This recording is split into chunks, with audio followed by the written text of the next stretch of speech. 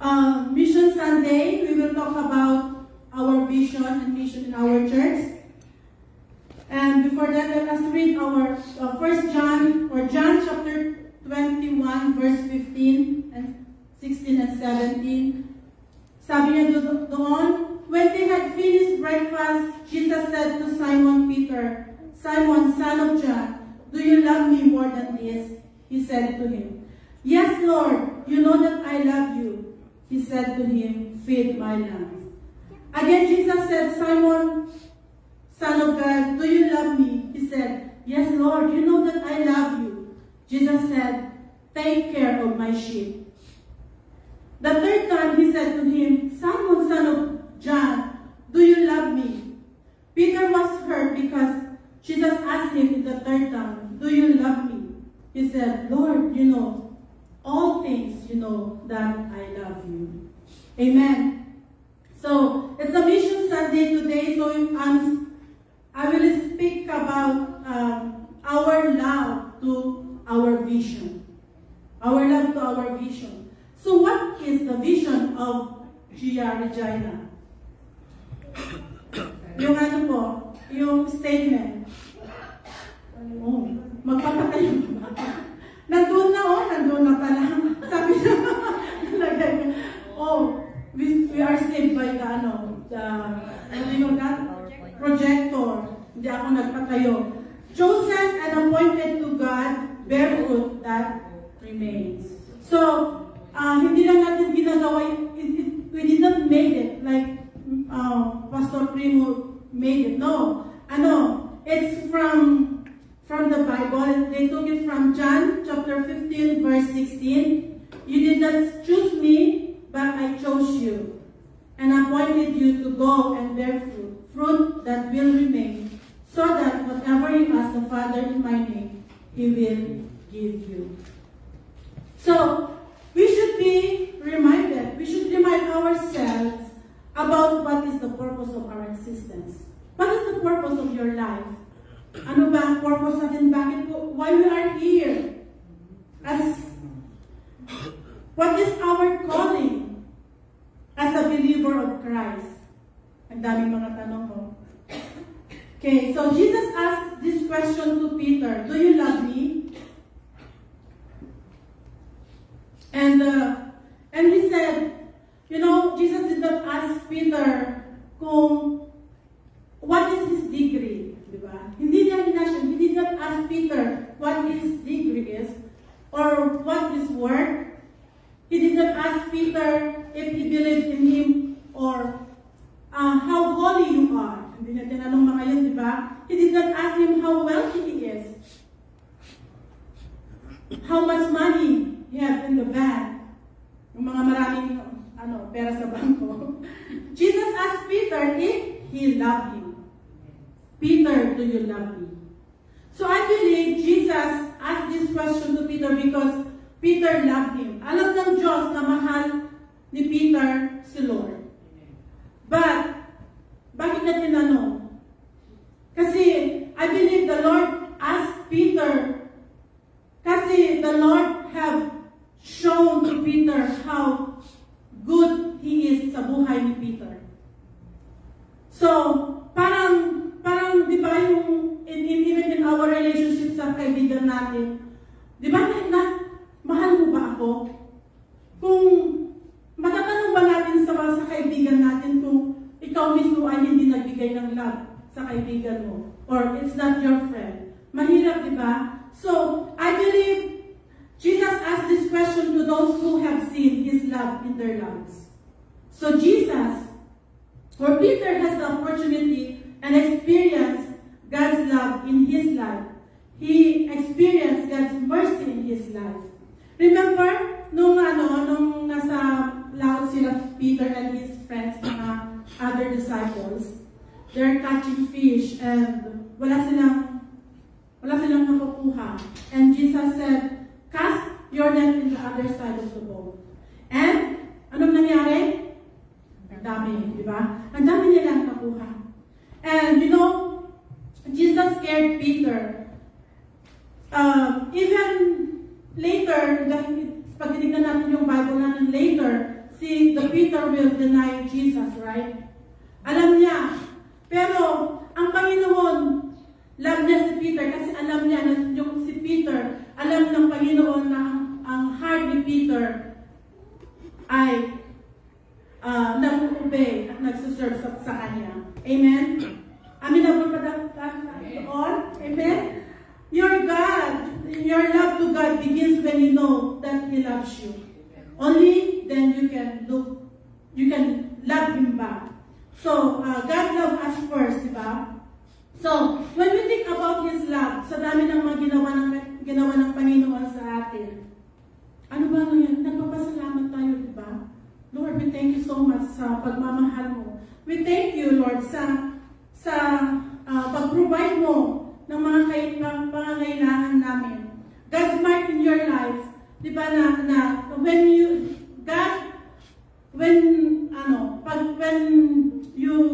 kailangan mo ng marami, He provides. Yes. Amen? Amen. When you were sick, He healed you. When you were overwhelmed, sa dami-dami ng mga ginagawa natin, He gave us peace. So kahit lang mga yun, kahit yung air breath na nabibreathe natin every day, di ba? And He let you wake up every day. Kahit man lang yung mga yun ay mga hindi niya inas sa akin. Did He ask payment? Hindi. He never asked payment for those. So you should see that as an expression of His love. You know, we see His love and His mercy and grace sa buhay natin. So, be reminded today that God's love is unconditionally. He did for you and for me sa cross ng Calvary. Amen? Amen. So, God's love can change your life. So, yung hindi pa, lahat naman natin dito, kilala natin ang Panginoon, kilala natin siya. So, let us continue experience ang pagmamahal ng Panginoon sa atin. So, that is the love of God. And there is also a love for God. Love for God. So, Peter replied, I love you. Jesus asked Peter 3 times, do you love me? So Peter said, yes, Lord, you know that I love you. We know that God's love Peter is unconditionally. Pero yung pagmamahal, Peter loved to Jesus, hindi much as yung pagmamahal ng Panginoon sa kanya. Kasi wala namang katumbas yung pagmamahal ng Diyos sa atin, di ba? Yung pagmamahal ng Diyos sa atin is unconditional, unmeasurable. Yung pagmamahal natin sa Kanya is measurable. Minsan, aminin natin, yung pagmamahal natin sa Kanya minsan, mahal kita Panginoon ngayon, mag-obey ako, bukas, nakalimutan natin. So, ang pagmamahal ng Diyos ay walang katumbas. Pero, Jesus accept that love.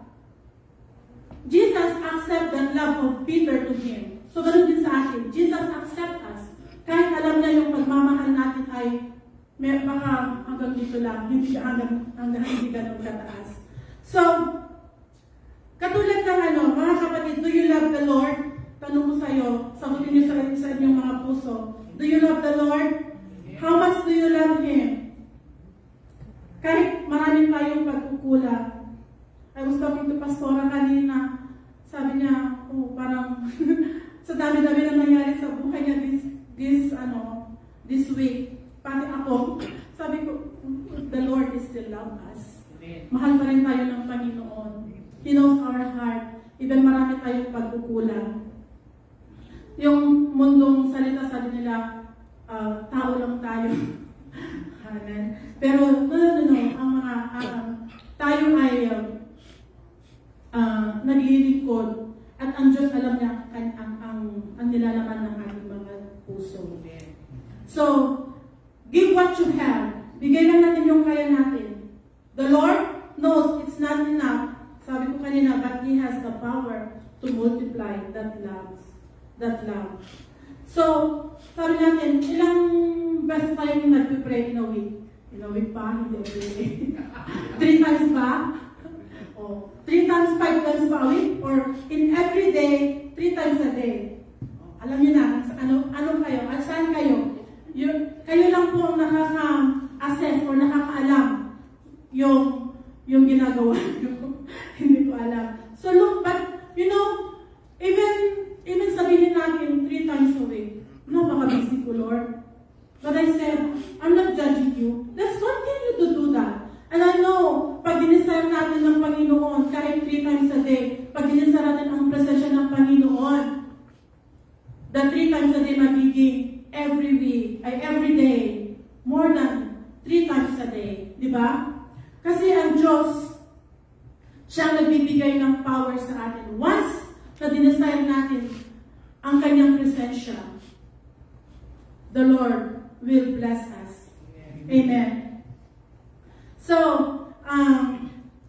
our church vision and mission, hindi pa ako ngayon magtatagal, diretso tayo doon sa mission and vision ng Panginoon. Di ba sabi ko kanina, yung po ay yung, di ba, we receive the love of God and we give our love to God.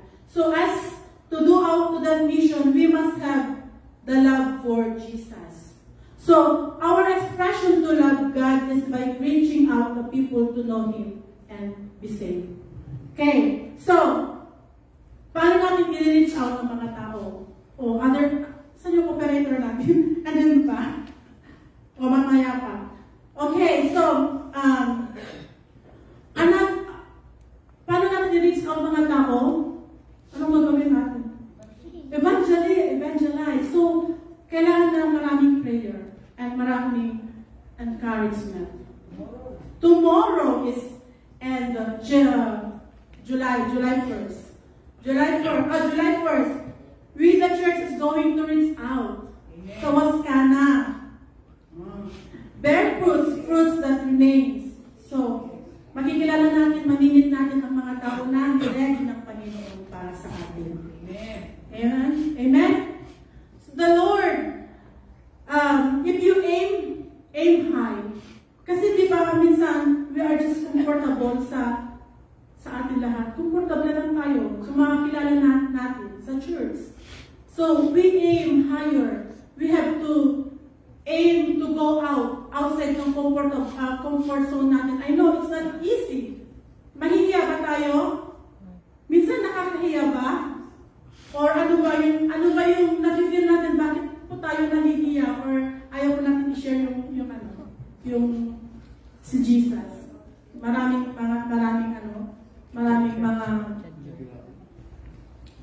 mga sagot dyan.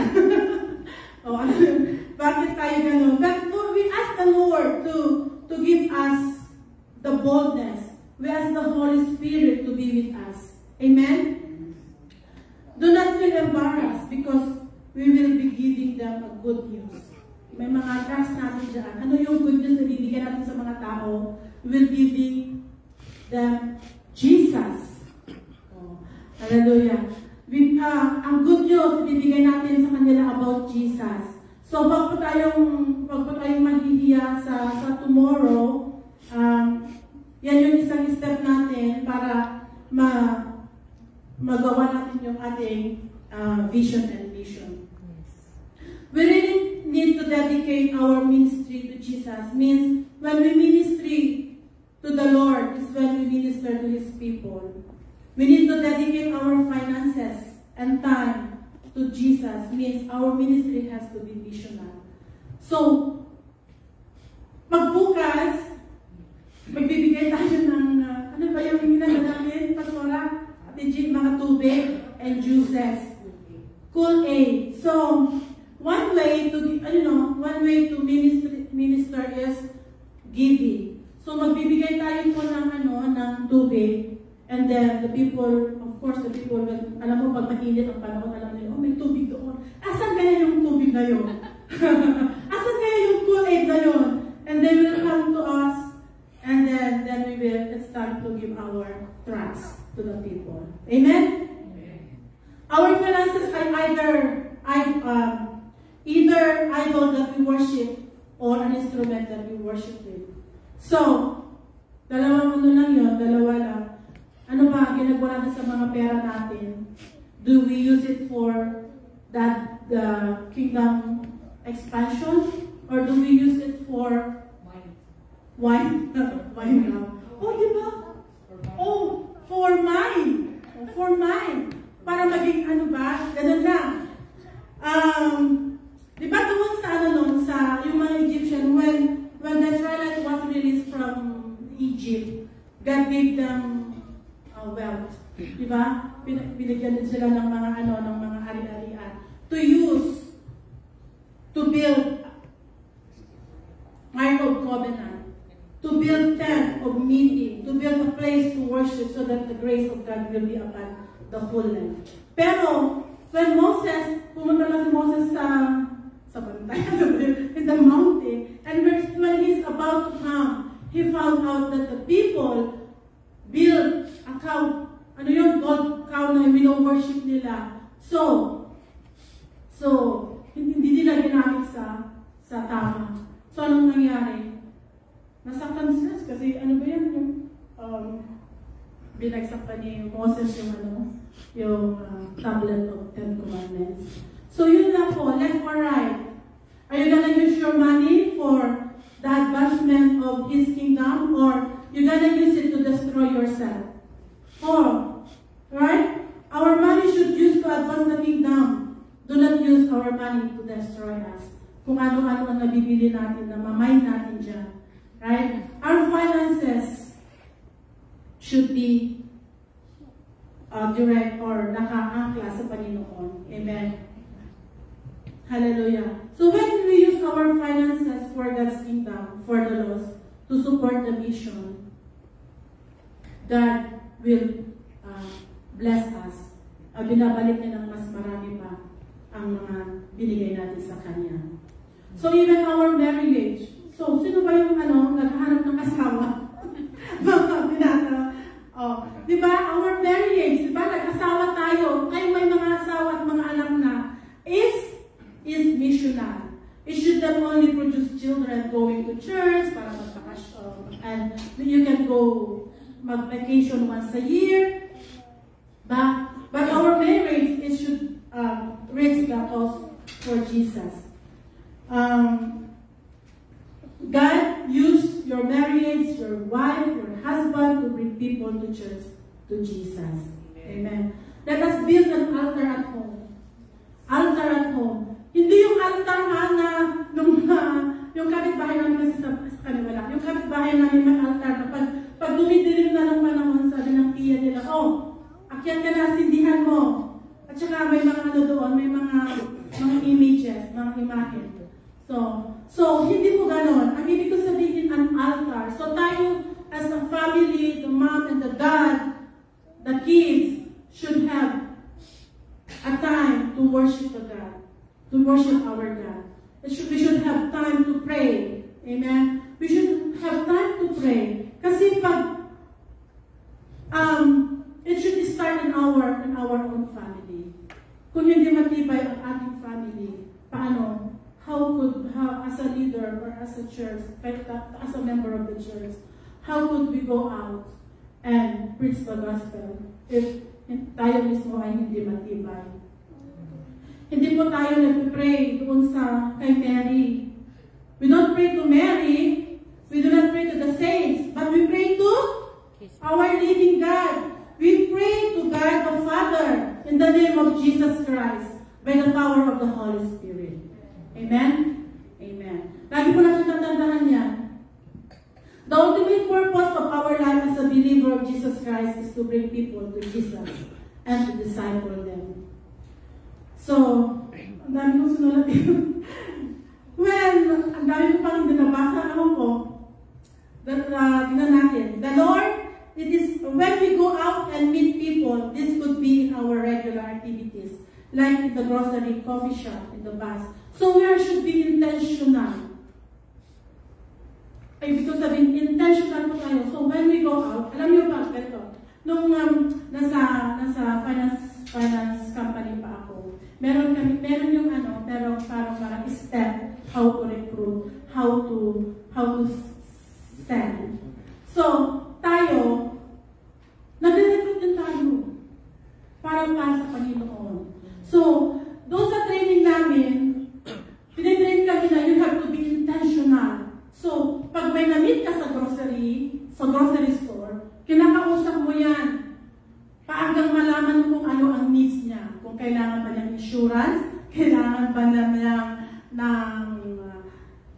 ng retirement investment, kailangan ba niya na mabayaran ng mga utang niya para ma-solve ang kanyang malaking utang. Yun. So tayo mga Christian, sabi ko noon, parang ano dito? Parang tayo din. We build the kingdom of God. So when we go out as a believer of Christ, pag nakawasap natin yung tao sa grocery, di ba kakawasapin natin? And through our conversation, malalaman natin. And the Holy Spirit will lead us. Kaya we should always be ready pag lumabas tayo. Para pag may na-meet tayo, kahit doon sa baseball ng inyong anak, pwede mong kausapin yung nanay doon na nanonood ng baseball. Amen? Hallelujah! So, it is good to have a family. It's good to have a good job. It is good to have a beautiful house and car. It's good to go for a vacation once a year. Sabi ko kanina, it's good to have money in the bank. That's great, diba? Great! But okay, you could do all those things. But as a Christian, we have an assignment to our Lord Jesus Christ. And we have to fulfill that assignment. Amen? Our assignment is to go and preach the gospel. Our mission is to win soul and to make disciples. That is why in GIA, we have the vision and mission. In order to fulfill that, kailangan din na ng training. So sa training namin kanina, sa leadership training, sabi ni Pastor Philip, the reason why you are in training is that when we go out to reach people, we know what to do. Yeah. We pray that the Holy Spirit be with us. The Holy Spirit leads us where to preach. Because the Holy Spirit is the mission director. Mission director. So basahin natin doon sa Acts. Maraming time. Acts, malapit na po ako. Acts chapter 16. Okay. Chapter 16 verse 9 and 10, sabi niya, during the night, Paul had a vision of a man of Macedonia, standing and begging him, come over to Macedonia and help us. After Paul had seen the vision, we got ready to leave for Macedonia, concluding that God had called us to preach the gospel to them. And jump po tayo doon sa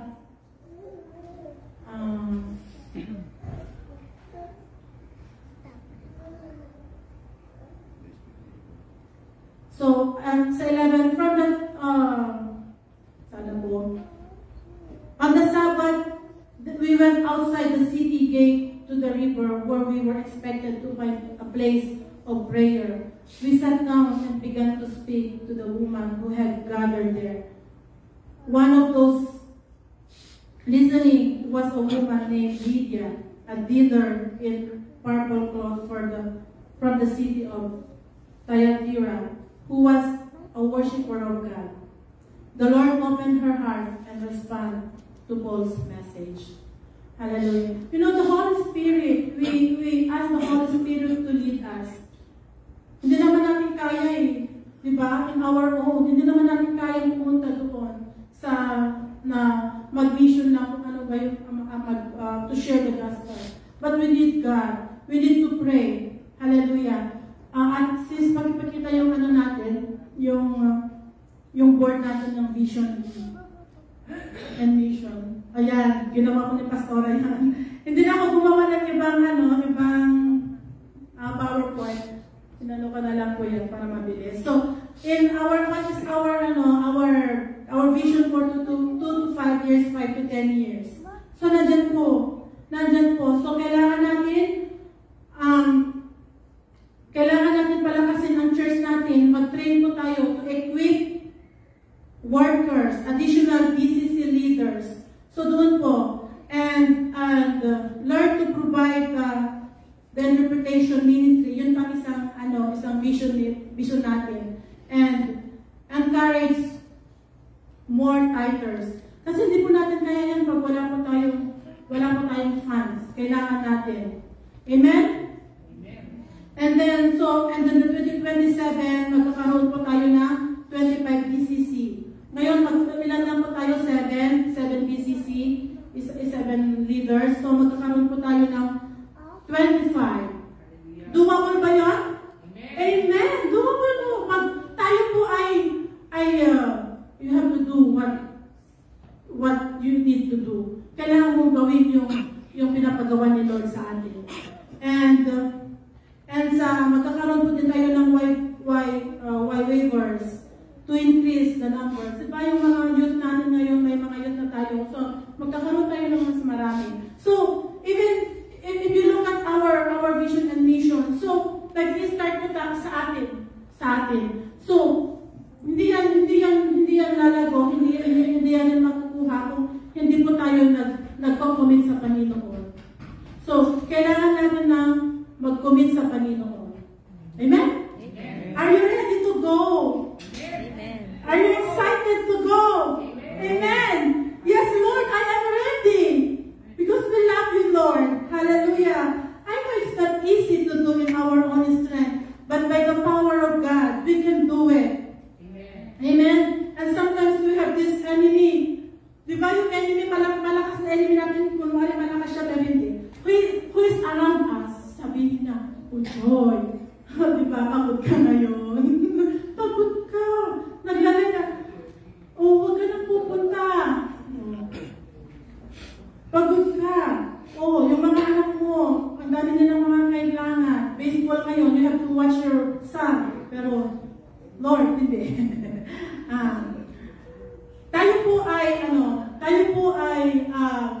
Kahit yung Satan natin, yung si Satan ay gumigilid-gilid lang sa'yo, nag-try na maglalay sa'yo. Pero, the God who we serve is alive. Amen. Kailangan natin ng tawagin ng Panginoon. Kailangan natin i-dedicate yung araw natin sa Kanya, na lahat ng mga ginagawa natin ay intentional para sa Panginoon. Hallelujah. God called us to pray for people and to do something for them. Hallelujah. Every one of us has to do what Jesus have called us. If every one of us will do his part, dadami po tayo. Amen. We have all the trainings ready. Kailangan lang natin mag-commit. If you want, Ate G, Pastora Angela, mga trainings natin is ready. We just need you. We just need everyone to commit. Amen. Hallelujah. We need more workers. We need more business leaders. We need more tithers. Ano ba? Wala na ba? Madami mga prayer warriors. Kailangan natin ng prayer warriors. Ilan lang ang prayer warriors sa group natin. We need you. I know, kung saan ka man nakaupo ngayon, I know na, alam mo, the Lord is talking to you. Kailangan mong mag-commit. When our church is ready and strong, we are, lahat ng itong vision natin ay dadami tayo. The Lord will bring more people to our church. The Lord said, anything you ask the Father in my name, He will give you. Hallelujah. Let us close our eyes, mga kapatid. Let us talk to Jesus. Ano ba yung kailangan natin i-commit yung time natin, yung finances natin, yung talents natin sa Panginoon para sa Kanyang kingdom expansion. Hallelujah. May I ask Pastora Maria to lead us the prayer. Hallelujah. Wala mo ba yung music in natin? Hallelujah. Simple, let us all stand. Let us all stand. Hallelujah. Maganda po yung topic. Yung pinakita po ni Ate Joy, that was, I was the only representative of Saskatchewan at the time when there was this pastor's gathering po. And our church gave me the privilege to attend the meeting. Kasi sila pastor po ay hindi available at that time. So anyways, that one po was, it was being led by the Holy Spirit. And then I said, Lord, what do you want to do in the church? And you can see, our church members are actually growing. Today, parang may mga pasok siguro yung iba. And every time I look at the pictures, every Sunday, mamaya gagawin natin uli yun, you yourself can see what the Lord is doing in the church. Amen? Kaya I always say, we are always on the rush. We're always on the rush. Why? Because we know that, it is the time for us to shine. The Lord has brought us in this place. We always declare that Jesus is alive, is going to be a lighthouse of Regina. And who would think that we will end up literally in a lighthouse to all nations building? Amen? Is that coincidence? No, that is the plan of the Lord.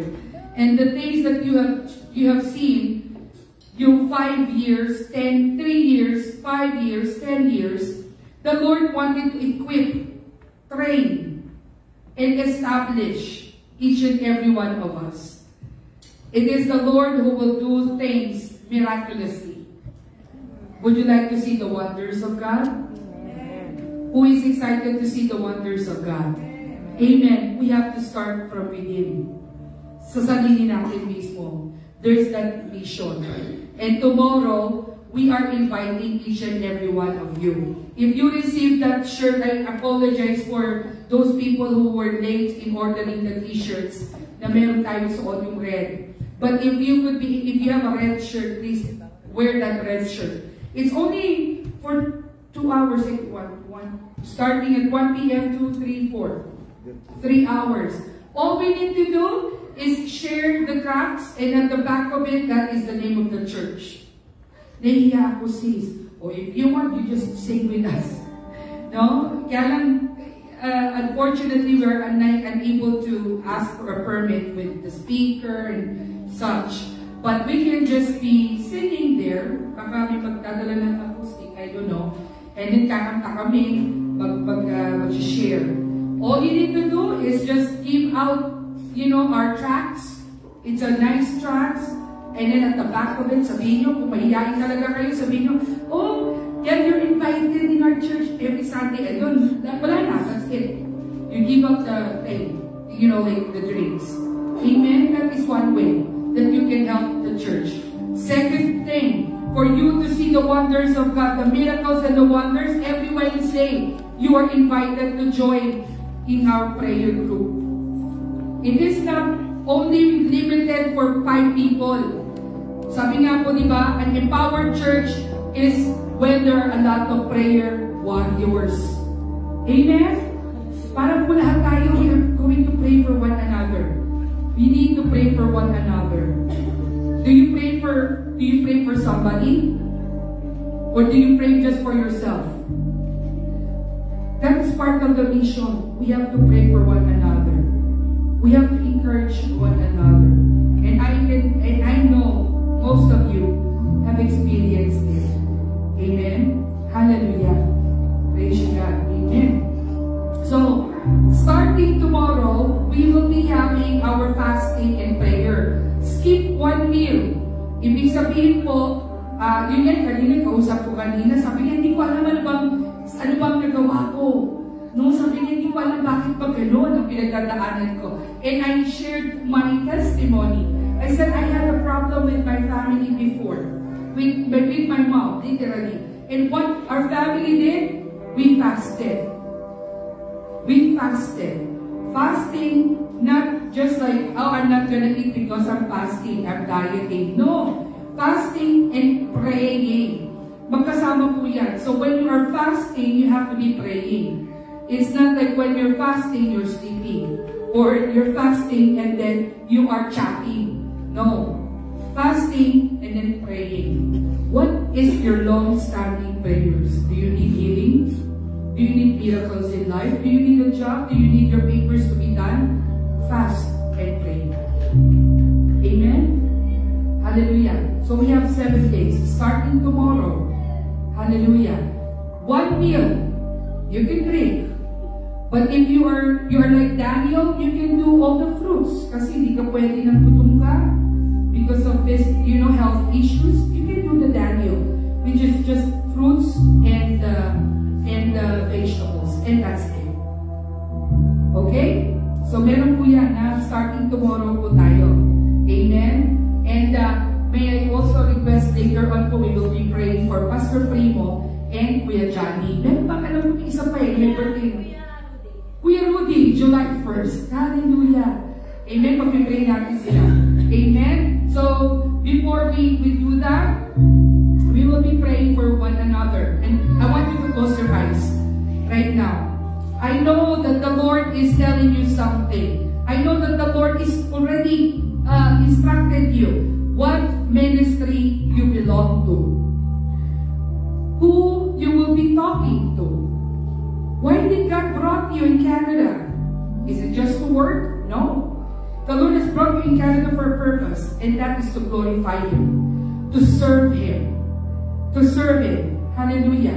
And whatever talents, whatever skills that the Lord has given to you, declare that, Lord, I am giving back this things that you have given me. I will use it. I will be an instrument. Make me an empty vessel, O Lord, so that I can be filled with your presence. Hallelujah. Yes, hallelujah. Lord, we glorify you. We thank you, Father Jesus. You can see the hearts of your people.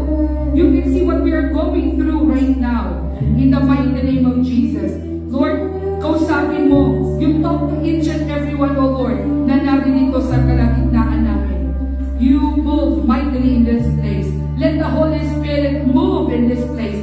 Let your glory, hallelujah, shine before these people, O Lord, in Jesus' name. Those tiny, the tiny flame that we have, O Lord, rekindle it once again. In Jesus' name. Let that fire, the fire, O Lord, the desire, O God, to grow in our spiritual lives, O Lord. Right now, we are declaring that in the mighty name of Jesus, you give it to each and every one of us. Hallelujah. Iparanas mong magmuli, Panginoon, sa bawat isa sa amin ang pag-ibig na ikaw lamang ang magkapagkakalupog. Let each and every one of us experience that miracles and the wonders that only you can give. In Jesus' name. Hallelujah. Hallelujah. Lord, you know the long-standing prayers of your people. It's only you who can see our future. You know until when, hallelujah, ang buhay namin sa mundong ito. You yourself alone can figure out what is going on in our lives. And you are the only one who allowed things to happen. We cry, we have this parang yung takot, or we have that fear, we have that anxious spirit. And right now we cast it out in Jesus' name. We give them to you, O Lord, because your promise is that you are going to give back, O Lord, the peace that comes from you in Jesus' name. Lord, right now, undecisive spirit, hallelujah. We do not know what we want right now. We are declaring that the Spirit, O Lord God, of strengthening our way of thinking, the decision making that we do in our daily lives, right now we entrust to you, O Lord. Give us the wisdom. This is your promise, O Lord, in James. Hallelujah. In James chapter 1, you have said, O Lord, that if we lack wisdom, we just ask you, and you are going to give it to us. Guide us, O Lord. Guide us, O God. Be the light upon our path, O God. In the mighty name of Jesus. We cannot do things, O Lord, without you. We are declaring that these empty chairs, you know who they are. You know where they are, O God. And we are praying right now, in the mighty name of Jesus, touch their hearts. Touch their minds. Hallelujah. You move mightily in their lives. Show them to us right now. Whoever they are right now, lead us, O God, to these people. You have done these things, O Lord, the miracles before. You have been talking directly to your disciples, to the apostles, hallelujah, to the prophets in the Old Testament. But we believe that you are the same yesterday, today, and forevermore. You did miracles yesterday from the past, and you can still do the miracles today, and you can still do miracles up to the very end. Father, I am praying, we are praying, declaring that your goodness, your continuous faithfulness will be upon your people.